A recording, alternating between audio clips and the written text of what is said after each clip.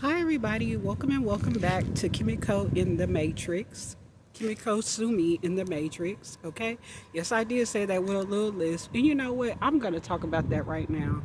You know what, y'all? Originally, I did not have a list or a slur or anything like that, but I've been through so much shit psychologically with the medications that I've had to take, taking a toll on my speech and my body and whatnot. You know what I'm saying? The medications and different things like that. But what I really want to get into today is the fact that there's a lot of cowards out here, especially in the city of Dallas, Texas. It's a whole lot of cowards. I always kind of knew that anyway, that they needed a whole group to come against just one of me, you know what I'm saying, and to call me scary when I back down like anybody would since do. If it's a crowd and weapons and, the police phones and shit like that involved, that's the only way they can really get me to back down. Because otherwise, they know they would get beat up if they put their hands on me, especially if they put their hands on me. But if they assault me alone or try to put their hands on me alone without a weapon or a physical advantage or something like that, they know that they will get their ass handed to them. They know it. Especially in this city, they know that. They really cannot do what they want to do alone. No. They need hype men. I've never needed that. I've been learning that since I've been very young. First of all, I've never really been the type that would back down from people. I do it more so now only because usually it's a gang of people against one of me, and I'm not a fool, okay? But I've never really been the type to back down because I can touch grass with people, at least physically, especially in this city, you know what I'm saying? But I try to humble myself. I try to get out of my ego now and kind of, okay, well, I'm just going to leave people be. Sometimes it ain't even necessary to always prove your point or to prove that you can, fight or talk mess back to somebody. But trust and believe, if people go too far with me, I will match energy. I don't have time for drama and stuff. I try to be low key and not be, dramatic and, to throw my weight around. I don't like to control people, and I do not like narcissists trying to control me either. I'm not going to put up with somebody abusing me psychologically or physically. I'm not, especially with them. There's being no bonus to it at all, and I don't even know them, and I'm not even related to them. Nobody's gonna tell me what to do. Hold on, I'll be right back. Okay, so I'm back. Yeah. So these people in this city, they like to call people scary, and the people that have usually tried to call me scary or coward and stuff, these have usually been the biggest cowards of all time, and scary themselves, and always needed added assistance and to outnumber me, be it it's usually with other people. They always need a crowd to hype them up. They've always needed hype man, and you can kind of hear the gang stalker right now. You can hear him getting loud. You listen to him, y'all. Hold on. Oh, of course they shut their mouth. But as soon as I start talking, that's when they want to get all crazy and act a fucking fool. And I'm with it. If you come up to me with that, because I will avoid people and I will ignore them as much as possible. Okay? But you're not gonna keep disrespecting me. You're not gonna keep disrespecting me. There's only so much I can take before I'm like, nah. Finally, you know what? You gonna meet your match now. You gonna meet more than your match out of me now. Okay, because I will be matching energy and more if it's necessary, if need be. I'm like Erica Badu. Say, I choose peace. Say, I choose peace, but hey, don't walk up on me wrong, because this tea and instance can turn into a Coke 45 in Newports if need be. Okay? And that's exactly what she said, basically, verbatim. And that's how I feel. I am a reserved person. I don't like drama. I really don't. As a Libra, I love to get along with people. But once you fucking really fuck with a Libra, there ain't no turning back. We are going to stand our ground eventually. You're not going to mess with us energetically. You're not going to mess with us physically. And you're not going to mess with us psychologically and just think it's just going to keep going. Because we really don't like to prove ourselves. But when it gets to that point, we will if we have to. Be it mentally, be it verbally or physically. We will match energy eventually. Okay? So I try to be fair with people. I try to, understand where people come from. But you're not going to sneak diss me. You're not going to be throwing shade. You're not going to come up against me because you might have, insecurities and stuff like that. I'm not going to pay for your insecurities, for anybody's insecurities. Nobody's going to intimidate me. I don't care who it is. I don't care who you are. I'm not going to allow nobody to start drama with me. And I know I'm minding my business, okay? And as we speak, there's 3 of them that want to get some drama started, as usual, and they need a pack. They need hype men. I don't want shit to do with them, so they're mad. I don't want nothing to do with them. We do not have nothing in common. I'm not gonna help them. Okay? They would never help me. They will sabotage me way before they would help me, especially in this city of Dallas, Texas, where they need a crowd. They need hype men at all times to try to intimidate someone. And it's really not working. Hold on, I'll be right back. Something that I found out about this city recently that I didn't know.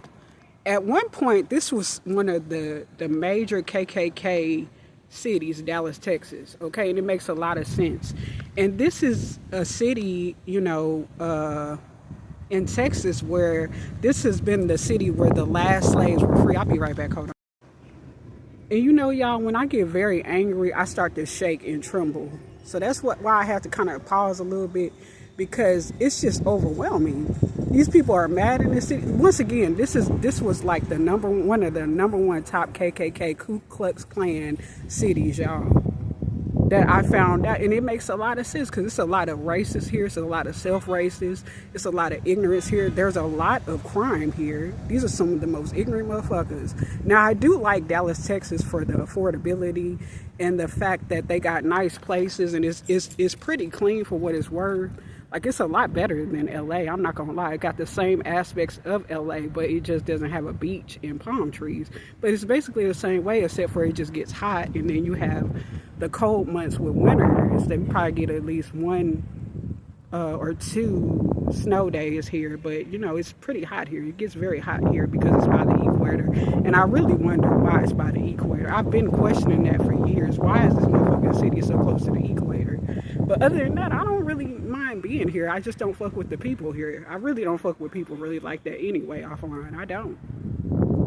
They have nothing. I have nothing in common with them. I don't trust them. Okay? I do not trust anybody online either, really. But I sure do not trust these folks offline. No. And that might sound ass backwards, but, I will never really communicate with them offline ever again like they want to. Because they prey on you. There's a bunch of lazy motherfuckers here that got great cards. I'm telling you. Excellent cards in life. But they will look at me and get mad at me because they can't play me. And they won't. And they never will again.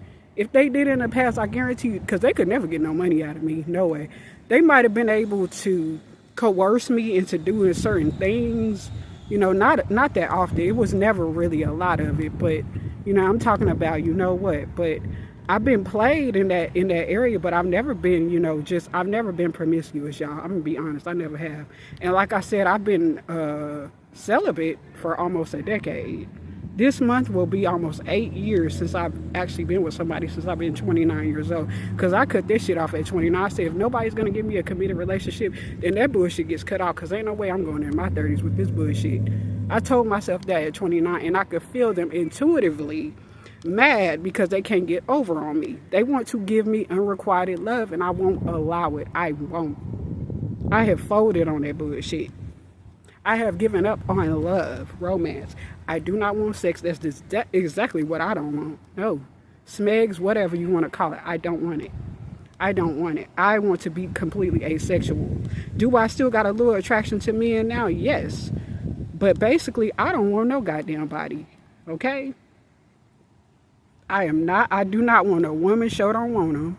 Men, I barely want them, even though they've always been the ones that I've wanted in the past, but I don't even really want them now. And I don't care who it is either. I don't care what they have.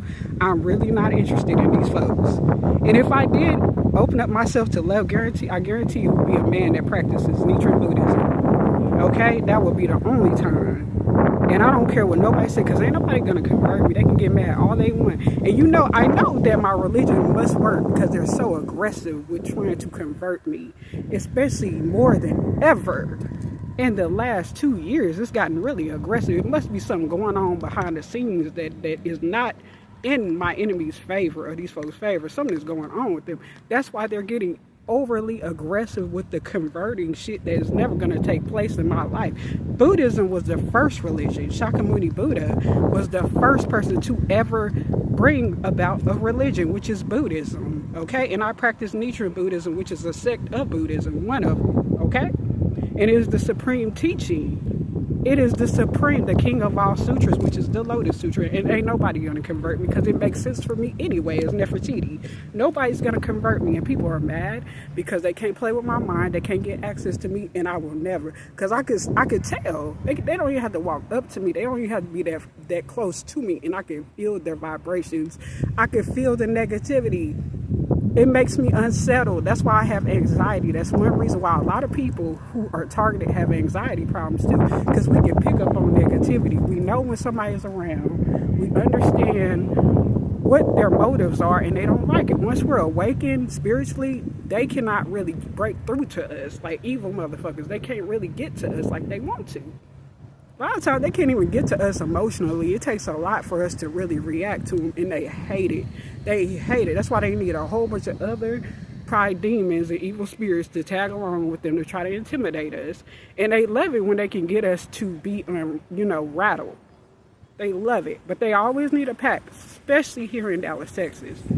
That's why I believe Erykah Badu created that song Window Seat, which she said part of the reason. And a lot of it was probably influenced by me. And she said that they travel in packs, okay? Cowards travel in packs. They do.